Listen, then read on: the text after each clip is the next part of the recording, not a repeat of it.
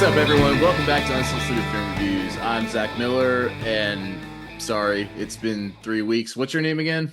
Yeah. I'm Martin Cooke, everyone. Sorry we miss you these past couple weeks, but our schedules just didn't align, and life happens. Life gets in the Um, way sometimes. Yeah. Tonight's topic is the legend of Robert Redford. The words icon and legend are thrown around a lot, but he really embodies those words, especially in the film and entertainment industry. Um, but before we get into his life and legacy, we have a box office report. Yeah. Well, sure. So this is a weird time for the box office. It's kind of after all the summer blockbusters, and we're just starting to get into the Oscar contenders. But we may have one now with the number one movie this past weekend, which was One Battle After Another, which made 22 million on the weekend. Which sounds like it's good. It debuted to number one. It's made 66 million worldwide. But I didn't realize how big of a budget this movie had. It had a $130 million budget, which is enormous for a Paul Thomas Anderson movie. So it sounds like a hit. It'd be interesting to see if it continues to make money, and if the studios come to regret giving Paul Thomas Anderson that kind of money. Anyway, in second place was something called Gabby's Dollhouse the movie, which I'll be honest, I know less about this movie than just about any movie in existence. I've heard the title. It made 13.7 million in its first weekend. I know So, nothing about it. It so sounds like it yeah, must be a kids show that got turned into a movie. I don't know. yeah, it is. So obviously you're not familiar with the hamster kitties. I am definitely not familiar with the hamster kitties. Yeah. Gabby's Dollhouse was a Netflix kids show, and it's turned into a movie where it's a live action human that goes into a transforms and goes into a dollhouse. All right, great. So third place, another movie that I don't know much about other than that it's been a monster fucking hit worldwide, and that is Demon Slayer, the Japanese animated movie. It's in third place, another 7.1 million. It's now up over 600 million worldwide, which is pretty impressive. Fourth place, another massive hit, especially compared to budget. Conjuring the Last Rites, another 6.7 million. It's now over 444 million worldwide on only a $55 million budget. So that is a great return for the money. And fifth place, another one I don't know much about, something called The Strangers Chapter 2, which made 5.8 million in its first weekend. Chapter 1 came out in last year, and it's sort of a horror thriller type movie, but beyond that, I don't know too much about it. And then coming up this week, we only have three wide releases. Number one is the Smashing Machine, and Martin's going to enlighten us a little bit uh, after this. And it's starring The Rock in his first real go for it acting role, I guess. Then we have Bone Lake. It's a horror movie, and then we have Good Boy. It's another horror movie, but with a very interesting twist in that it's from the POV of a good little doggo. And every horror movie starts out with the dog's barking, and everybody's like, "Shut up, shut up!" Like, no, you gotta listen to the dog. Yeah, exactly. So that should be interesting, and I think it's going to make a good bit of money just because of that concept. Hopefully. Yeah, anything with dogs is all right with us. Yep. So, Martin, as always, you attended the Toronto International Film Festival, otherwise known as TIFF, Yep. and we said we were going to do Martin's TIFF Corner a couple weeks ago, but as we said, got to skip a couple weeks. But what did you see, and are there any standouts considering award season is kicking off? Yeah, so TIFF was back in full swing again this year after, a few years after COVID, 2 years after the strikes, and it's now fully back. I mean, it was kind of back last year too, but fully back. I saw six movies, including The Smashing Machine. Benny Safdie directed, The Rock, Emily Blunt. I also saw Guillermo del Toro's Frankenstein, which was interesting with Oscar Isaac, Jacob Elordi, Christopher Waltz, Mia Goth. Great cast. Wake Up Dead Man, the new Knives Out one, the new Ryan Johnson, with just a ridiculous cast again. I won't even go through everybody. And then I saw a French Canadian film called The Cost of Heaven or Gant au Ciel from director Mathieu Denis. A Venezuelan movie called It Would Be Night in Caracas that was actually filmed in Mexico because it's very critical of the Venezuelan government and the current situation. Yeah. Um, You don't get away with that. no. And then a movie called Orwell, a documentary called Orwell 2 plus 2 equals 5, which was directed by Raoul Peck, who's the same guy who did I'm Not Your Negro, the documentary about James Baldwin a couple of years ago that was nominated for Best Documentary at the Oscars. So all six were very interesting, very good.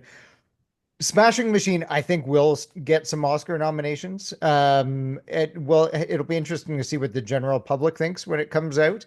But I thought it was a very interesting, very good movie.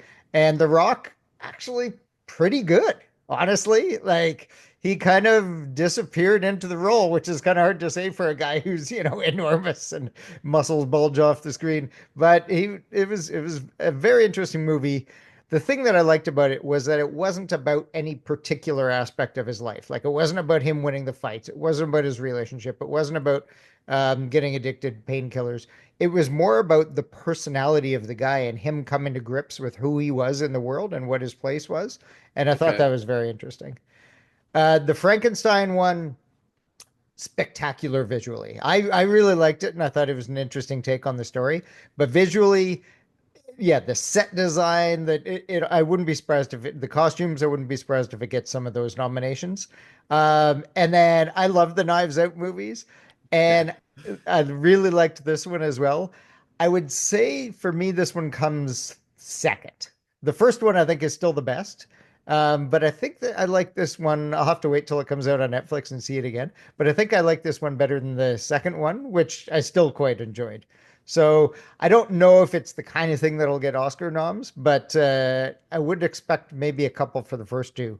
Just of note, the People's Choice Award went to Chloe Zhao's Hamnet, which is a retelling of Hamlet with Jesse Buckley, um, who I first started to really like through Wicked Little Letters a few years ago, and Paul Mescal, who was in the Gladiator remake.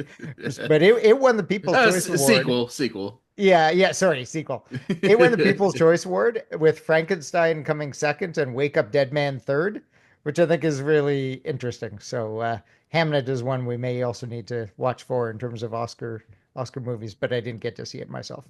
And you said Hamnet, like with an N? It's called Hamnet. Yeah, which I Okay. guess yeah, whatever. It could be Hamlet, it could be Hamnet. Who knows? Okay. All right. So yeah, Robert Redford. Um, born in 1936, he grew up in LA. Very rare, like homegrown talent of Hollywood because Yeah, everybody flocks there to realize especially their in that dream. era too. Oh yeah, 100%. He's the son of a milkman and a stay-at-home mom. His mom died early of sepsis. It's kind of still a mystery of like what caused that because he was really traumatized and affected by that as you would be, and no, there wasn't any social media or TMZ around to figure out why. But so, yeah, still kind of a mystery about his mom. But he was a terrible student, and after going to college for about a year, he just partied and drank and flunked out, and he went to Paris. He went to Paris to be a painter, actually. Then after that failed, he was like came back to be an actor. He had some success on Broadway, and I mean, this guy was, just stunningly good looking and he can ride that a long way, especially in a visual medium like Hollywood. So yeah, Yeah. he had success on Broadway. Then he moved on to TV. He was in Alfred Hitchcock Presents. He was in Maverick and The Twilight Zone. He did a few bad movies. I mean, he just basically walked up every rung of the ladder that you would expect a young actor to do, conventionally at least. He didn't shoot straight to the top, which I think tribute. I think it added to his humility later in life. Mm. So His first big break was Barefoot in the Park opposite Jane Fonda, but he didn't really break out yet. He definitely wasn't an A-lister or a household name. He auditioned for The Graduate, but I mean, let's be honest, he was way too handsome for that role. Yeah, That that's would not event the right role for him at all. that would eventually go to Dustin Hoffman. I bet Not, apparently some of the producers really wanted him though instead of Hoffman. But yeah, it, that it, for Hollywood history, that was probably the best outcome, what we got. Yeah, it would definitely make sense for a producer to be like, I want that kid, of course. But so 1969's Butch Cassidy and the Sundance Kid was his true breakout. He became a household name, but unlike a lot of actors, he tried to stay humble. He turned to producing and directing to show that he wasn't just a pretty face. He won an Oscar in his directorial debut for Ordinary People. He never quit acting, though. He left it all on the screen until his last role in 2018. But he wasn't just a storyteller, he was a patron of the arts in a very important way. And again, he goes against the grain. Unlike many famous actors, he took the time to send the ladder back down and bring up and coming performers back up with him because he founded the Sundance Film Festival in 1981, and it's become the most celebrated independent film festival in the world, probably right along with Cannes or Cannes or however you want to say it.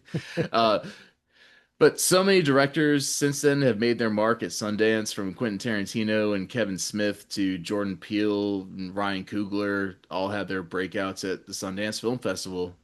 He received the Lifetime Achievement Oscar in 2002, even though he had another 2 decades of work ahead of him. Yeah, that's impressive. Yeah, he was given the Presidential Medal of Freedom by President Obama, and his last on-screen performance was on the series Dark Winds, which he produced, and he shared the scene with George R. R. Martin. Yeah, that's pretty cool. The Sundance Institute, we should just say, I mean, there's the Institute and then there's the Film Festival. The Institute he founded in 1981. The Film Festival was kind of it existed as the Utah/US Film Festival back in 1978, which he helped organize though. And then Sundance Institute took it over in 1985. But the Institute is just, it's a nonprofit organization, promotes, growth and promotion of independent film.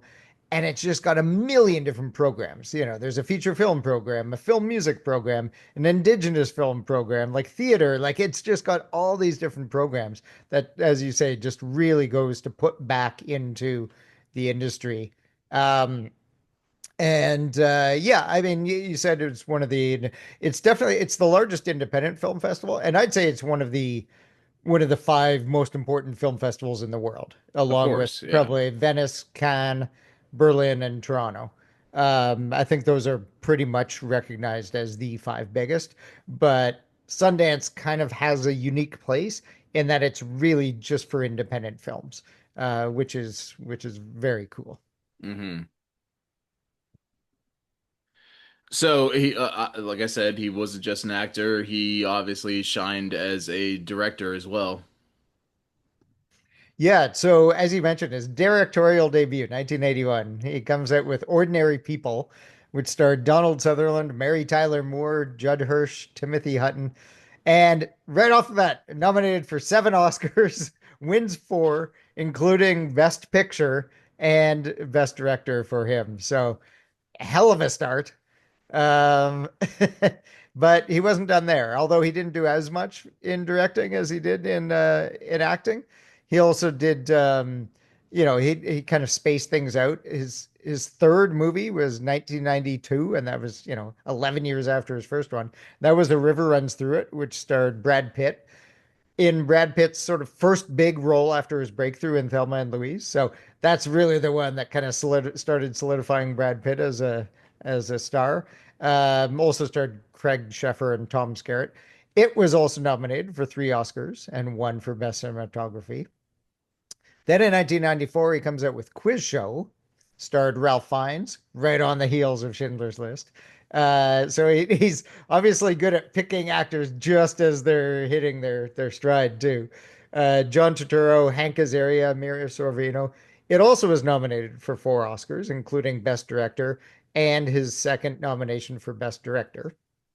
Um, and then 1998, he had The Horse Whisperer. Now, I'm skipping over a few others, but that he starred in that himself, along with Kristen Stott Thomas, Sam Neill, Diane Wiest, and a young, like 13-year-old Scarlett Johansson, which is pretty cool.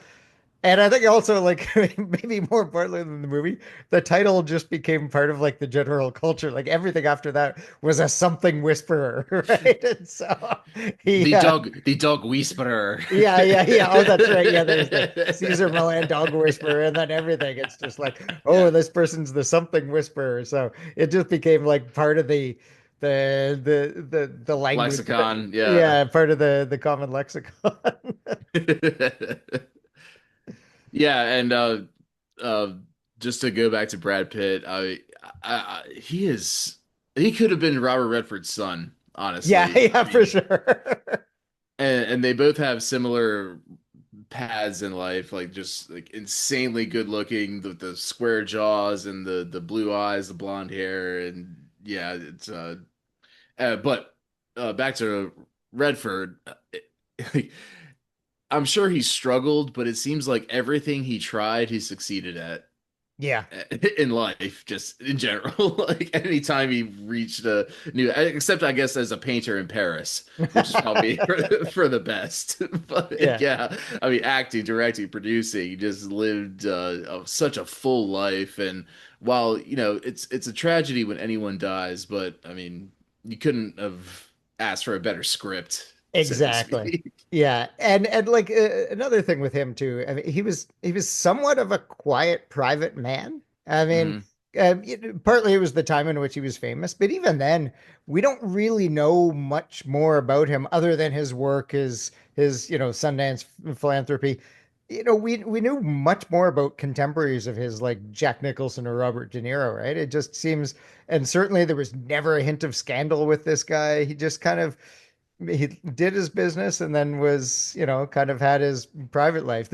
One of the main things we do know about him, and you mentioned Sundance, which we'll talk about when we get into acting, is his bromance with Paul Newman, Yeah. which I think is, one of the great bromances in Hollywood history, along with, groups of friends like Ian McKellen and Patrick Stewart, or like Damon and Affleck, right? Like Yeah. like Robert Redford and Paul Newman, for a while they lived just down the street from each other and stuff, and used to play pranks and tricks on each other. And even though they only did 2 movies together, they remained friends right up until Paul Newman died a few years ago. Yep. So yeah, definitely one of the great bromances. So before we break down his acting career, you want to just go ahead and do this drink break? Sure. So we're doing just straight gin this week. Yes.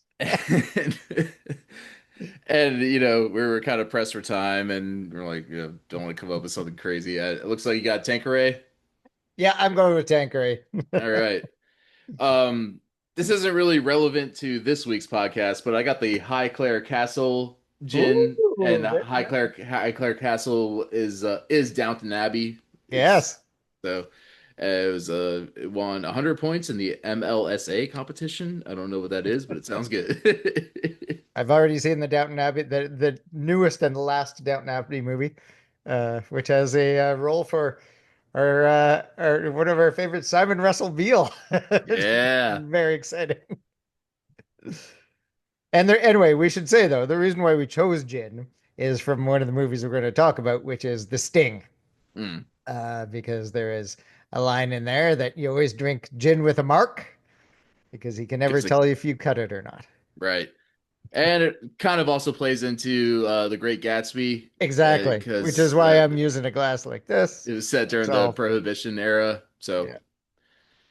and they used to Cheers. make bathtub gin. Luckily, neither of us had to make this in our bathtubs. No. Cheers. There we go. Yep, that Great tastes like gin. gin. It does indeed.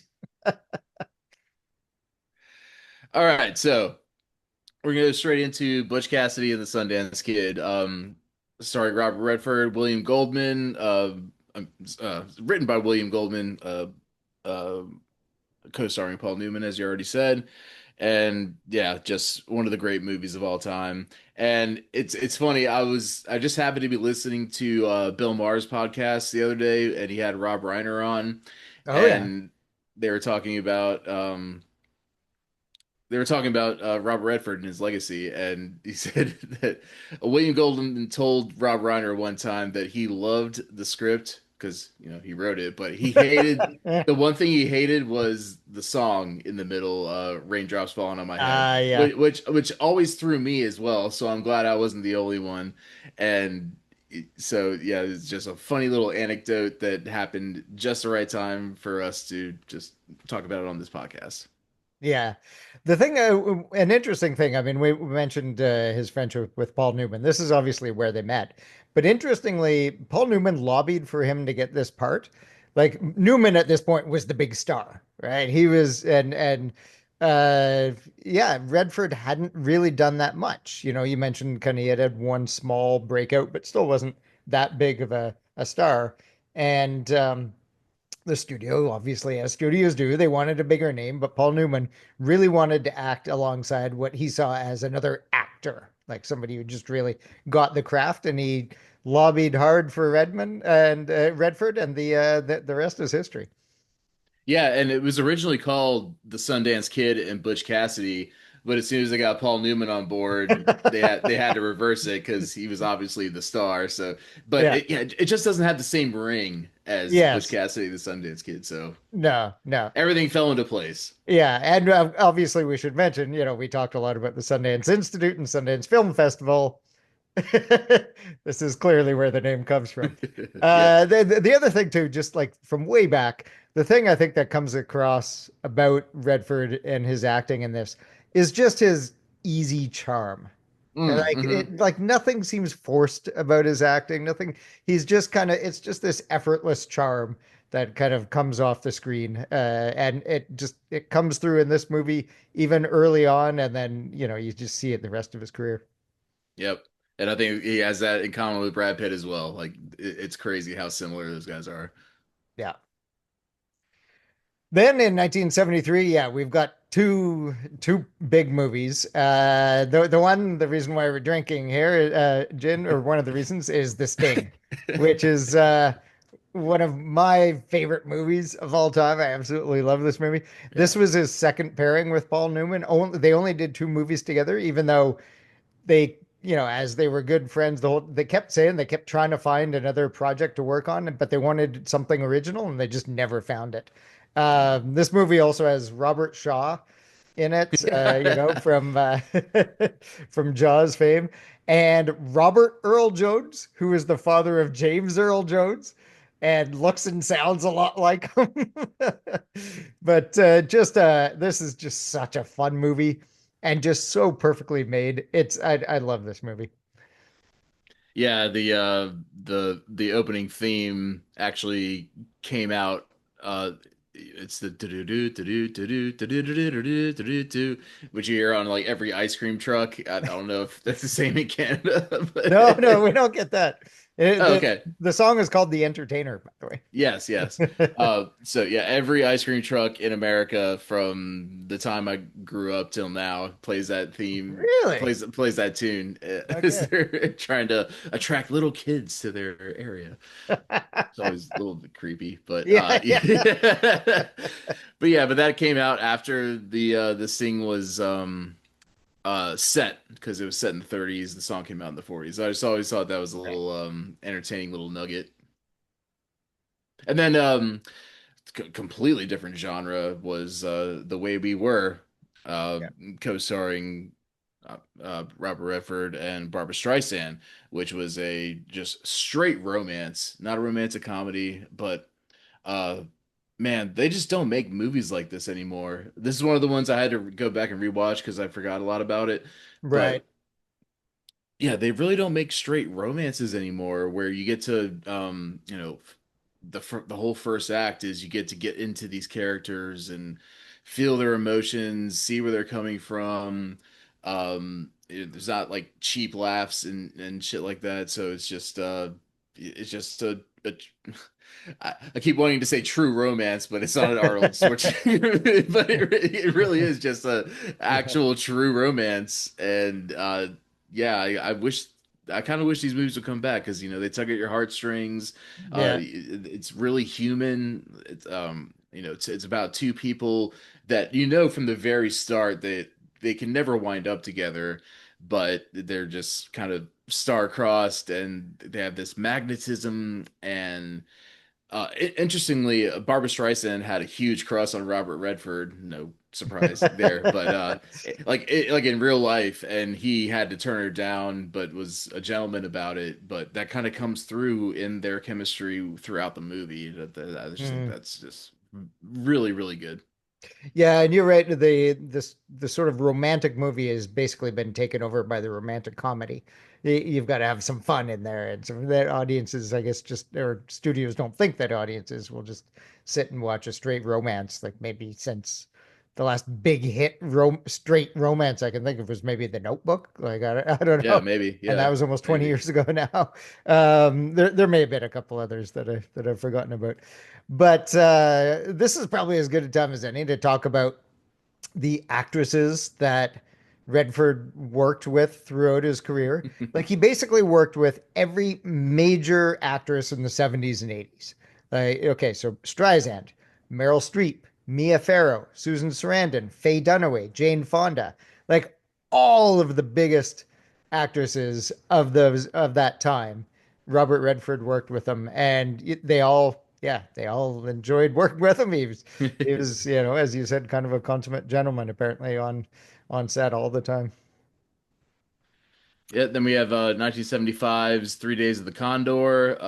It's a spy thriller directed by Sidney Pollack, and like you just said, Faye Dunaway was Robert Redford's co-star in this one, and based on the 1974 novel by James Grady. And again, just great, like gritty adult movies. Yeah, Like, the 70s were awesome at just making adult movies, they really were. Yeah, 70s were definitely one of the best decades ever for movies. Um, Also that year, oh no, sorry, the year before, 1974, we skipped over The Great Gatsby, Oh shit, um, yeah.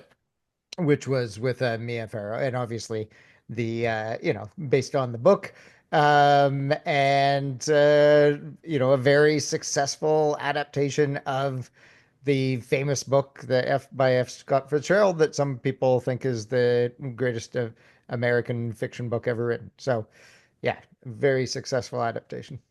Yep.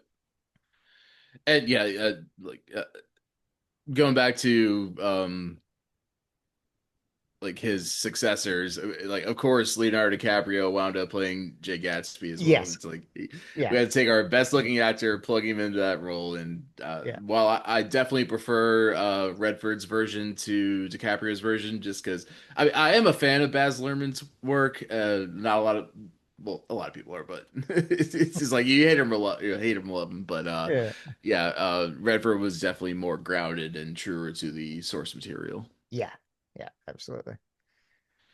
And then we have All the President's Men that came out in 1976, and this is like the ultimate political thriller, especially if you're talking about journalism. Mhm. And it's about Bob Woodward and Bernstein taking down Nixon and the whole Watergate scandal. And it's wild that that this came out only I think 2 years after Watergate actually happened. So it was I don't think anything like that had ever happened before where it's such a timely movie had come out like that.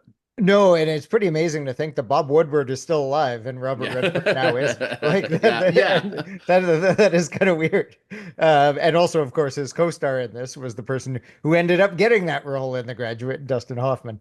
But you're right. This was not only just a great political thriller, because it really was a thriller, the scenes in the Mhm. garage with Deep Throat and the music and everything, but also set the stage for any kind of these investigative movies that we've seen since then, like The Post or any of those kind of ones. It's really Spotlight. the Spotlight. Yeah, of course. Yeah. It's really the template for any of those kind of movies. And just like before we move out of the 70s, though, just want to comment on the absolutely fucking incredible run that Robert Redford had as a bankable star in the 70s. So from 1972 through 1976. So in this 4 year period, every one of these movies that he did was a hit. Some of them I've never heard of, but you look them up, and they were all at least top 20 of their year hits. Jeremiah Johnson, The Candidate, The Way We Were, The Sting, The Great Gatsby, The Great Waldo Pepper, 3 Days of the Condor, and All the President's Men. Mm. Every single one was a hit, and some were massive hits like All the President's Men and The Sting. And so he was by far the biggest box office star in the middle of the 70s.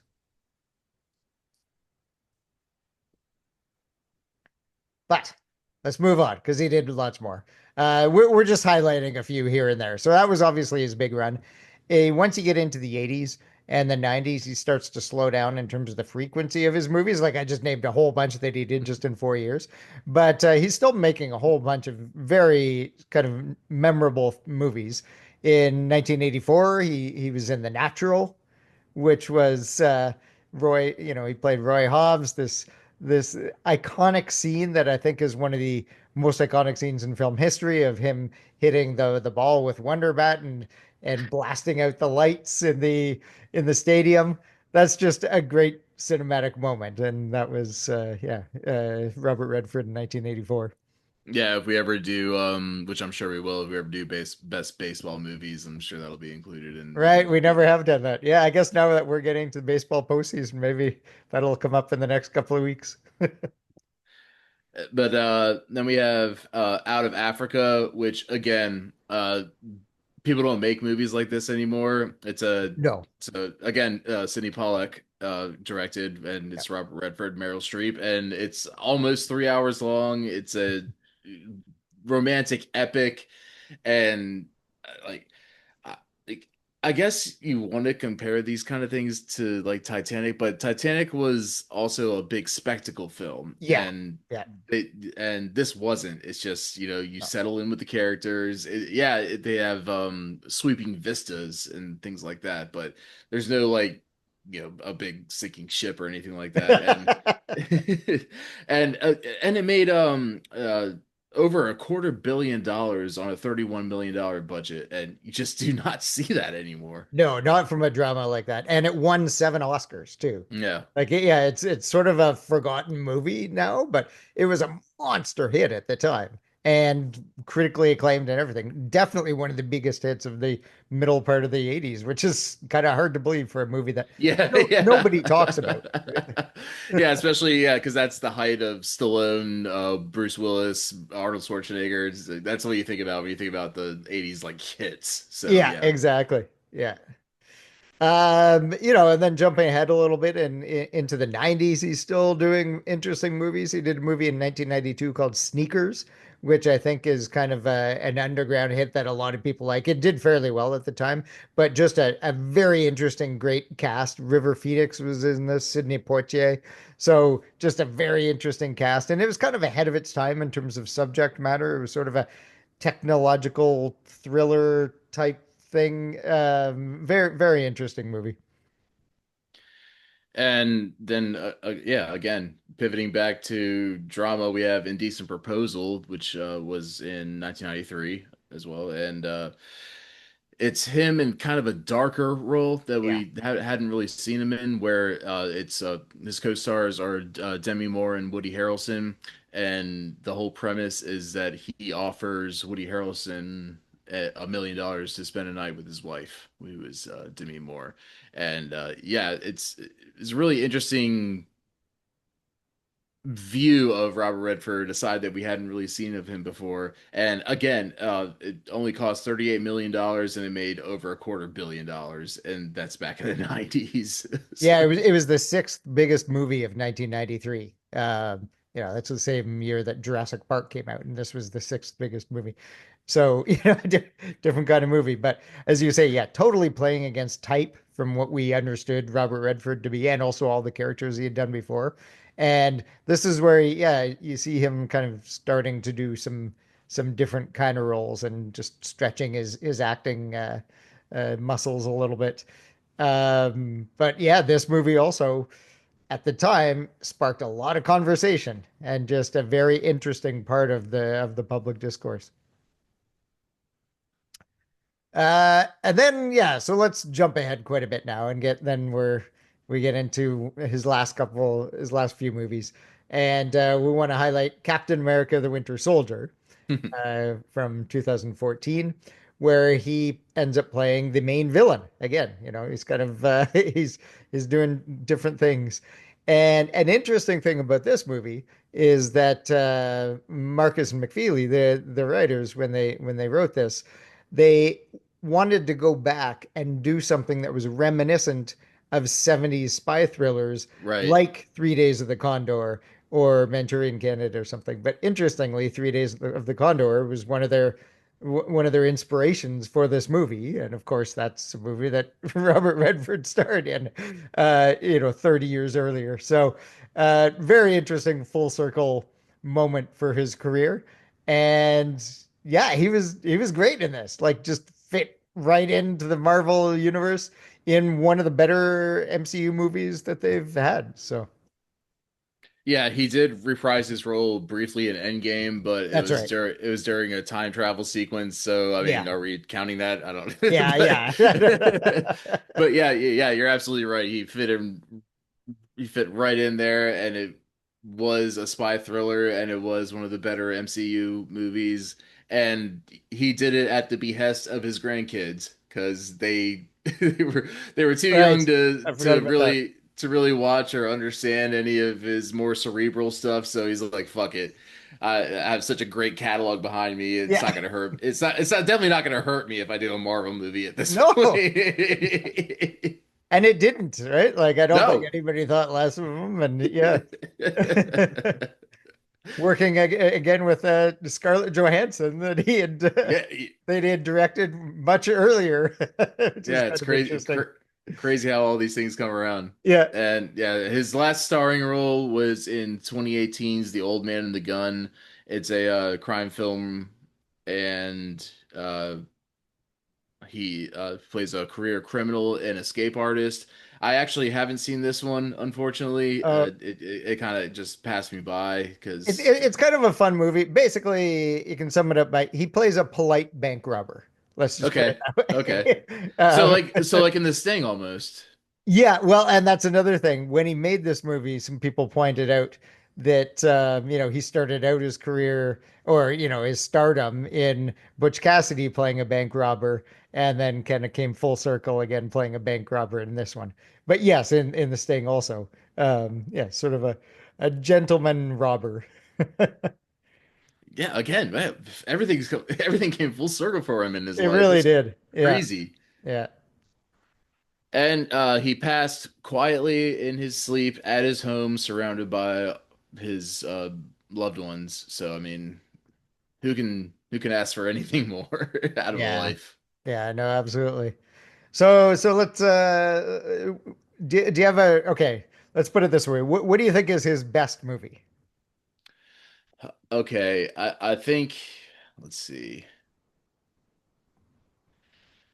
I think his best movie is still Butch Cassidy, but I think his best performance, even though I'm not as much of a fan as a lot of people are, I think his best performance was in All the President's Men. Okay. Okay, interesting. I think his best movie was The Sting. I do like Butch Cassidy. It's, both The Sting and Butch Cassidy are all-timers. Um, but I just think The Sting is just such a tightly crafted, perfect movie. It's definitely my pick for his best movie. Any Yep. any sort of under the radar hits that you've enjoyed from his career? Yes. And this is one I just watched the other day because I was doing a deep dive into his career. But All Is Lost, 20 it came out in 2013. Oh, Um, he's the only actor in the movie. There's only like I think 50 lines of dialogue or so, and wow. it's almost like a castaway type situation. He's on a boat and in the middle of a storm, and he's just trying to stay alive for an hour and a half. He's he at that time he's in his at least late 60s, early 70s, if not older, and he's doing some really physically grueling acting work. Um, you know, uh, you know, putting the sails up and working the jib and all that kind of stuff. And I really admired his effort in that. It wasn't a fantastic movie, but his effort in that I thought was really admirable. Hmm. Okay, for me, my favorite sort of under the radar one, and it's not that under the radar. Yeah, I actually haven't heard of or haven't seen All Is Lost. I'd heard of it by by going over his filmography over the last few weeks, but I never saw that one, so I didn't really know much about it. For me, I'm gonna pick Spy Game, which is a movie of 2001 where he starred with Brad Pitt again. These recurring themes and people in his career. And this was a Tony Scott film, and I think this is just a great spy thriller. It's not kind of an action spy thriller. It's much more of the people trying to outsmart each other, and they're all in the spy game sort of movie along the similar lines of a Black Bag that came out earlier this year. Mm, It's that kind of movie, and there's even some usual suspects type stuff in there where a lot of the movie is him in a room recounting stories and okay. sort of trying to mislead the people around the table and stall for time as he's trying to do something else. And it's just a really fun movie.